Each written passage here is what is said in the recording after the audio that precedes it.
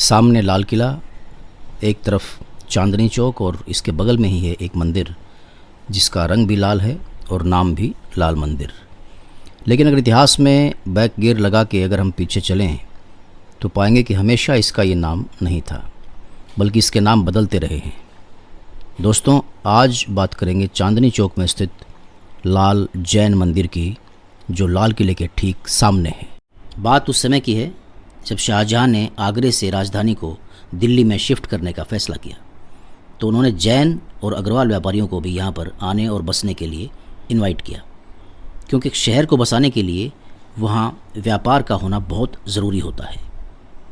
अब अगर चांदनी चौक की गलियों को देखें तो इनके नाम या तो प्रोफेशन पर हैं, जैसे पराठे वाली गली, या फिर कम्युनिटीज़ के नाम पर हैं। तो यहाँ पर काफ़ी संख्या में जैन व्यापारी आए और उन्होंने अपना ठिकाना शाहजहानाबाद को बनाया।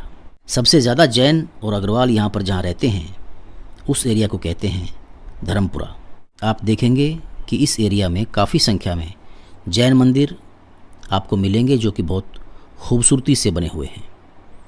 उनमें की गई नक्काशी और वास्तुकला आपको मंत्रमुग्ध कर देगी। पुरानी दिल्ली अपने आप में कई तहजीबों और संस्कृतियों को खुद में समेटे हुए है। इन्हीं संस्कृतियों में से एक है श्री दिगंबर जैन लाल मंदिर। दोस्तों, वर्तमान में मंदिर के अंदर 8 वेदियाँ हैं। जो प्राचीन वेदी है उसमें श्री जिनचंद्र द्वारा सन 1491 में प्रतिष्ठित भगवान पार्श्वनाथ की पद्मासन अवस्था में सफ़ेद रंग की प्रतिमा, जो कि लगभग 1.25 फीट की है, विराजमान है, जिसके ऊपर छोटे आकार की भगवान पार्श्वनाथ की प्रतिमा है और उसके अगल बगल की मूर्तियां भी उसी समय की प्रतिष्ठित हैं। ये मंदिर पुरानी दिल्ली में लाल किले के लाहौरी गेट के सामने है। ये मंदिर दिल्ली के जैन मंदिरों में सबसे प्राचीन है। जहाँ ये मंदिर बना हुआ है वहाँ मुग़ल बादशाह शाहजहाँ के समय में उर्दू बाज़ार नामक एक बाज़ार था, इसलिए शाही ज़माने में इसको उर्दू मंदिर भी कहा जाता था। इस मंदिर का नाम लश्करी मंदिर भी था।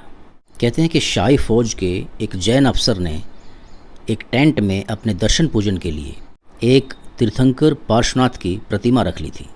शाही सेना के अन्य जैन अधिकारी भी यहाँ दर्शन करने के लिए आते थे। धीरे धीरे उस टेंट के स्थान पर जैन मंदिर बनने की चर्चा फैली। इसके बाद सन 1653 में यहाँ लाल मंदिर का निर्माण हुआ।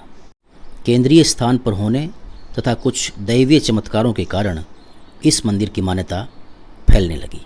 इस मंदिर के संबंध में एक किंवदंती भी प्रचलित है कि बादशाह औरंगज़ेब ने हुक्म निकाला कि मंदिरों में बाजे ना बजाए जाएं। शाही हुक्म हो जाने पर भी यहाँ नगाड़े बजते रहे। आश्चर्य की बात तो ये थी कि बाजे बजाने वाला वहाँ कोई दिखाई नहीं पड़ता था। बादशाह को सरकारी अधिकारियों के कथन पर विश्वास नहीं हुआ, इसलिए वो स्वयं मंदिर में देखने के लिए गया।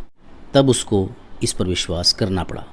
वो इससे बहुत प्रभावित हुआ और इस मंदिर में बाजे बजाने की छूट दे दी।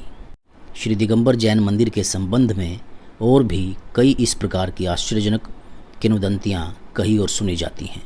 इस मंदिर के निर्माण को लेकर एक कथा बहुत प्रचलित है।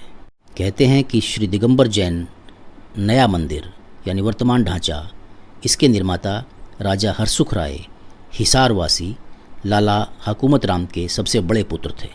लालाजी हिसार के माने हुए रईसों में से एक थे। दिल्ली के बादशाह शाह आलम ने आपको दिल्ली बुलाया और उनसे यहीं रहने का अनुरोध किया। लालाजी ने बादशाह का अनुरोध स्वीकार करके अपने परिवार को हिसार से दिल्ली बुला लिया। बादशाह ने उन्हें रहने के लिए मकान दिया। लालाजी के 5 पुत्र थे, हरसुख राय, मोहनलाल, संगमलाल, सेवाराम और तनसुख राय। साल 1852 में लाला हरसुख राय को शाही खजांची बना दिया गया और बादशाह ने उनको राजा का खिताब देकर सम्मानित किया। बाद में उनको 3 जागीरें और सनदें भी मिली थी। वे बादशाह के अत्यंत विश्वासपात्र व्यक्तियों में से थे। खजाने की सुरक्षा, वृद्धि और आवश्यकता पड़ने पर बादशाह और सल्तनत के लिए धन की व्यवस्था करने का दायित्व राजा हरसुख राय के ऊपर था, जिसे वे बड़ी योग्यता और निष्ठा के साथ पूरा कर रहे थे। बादशाह उनसे बहुत खुश थे और ख़जाने का सारा भार सौंपकर वो निश्चिंत हो गए थे। और उन्हें अपने अत्यंत विश्वसनीय नवरत्नों में स्थान दिया था। ये मंदिर अपने यहाँ पक्षियों के लिए एक चैरिटेबल हॉस्पिटल भी चलाता है, जहाँ असहाय पक्षियों का इलाज भी किया जाता है।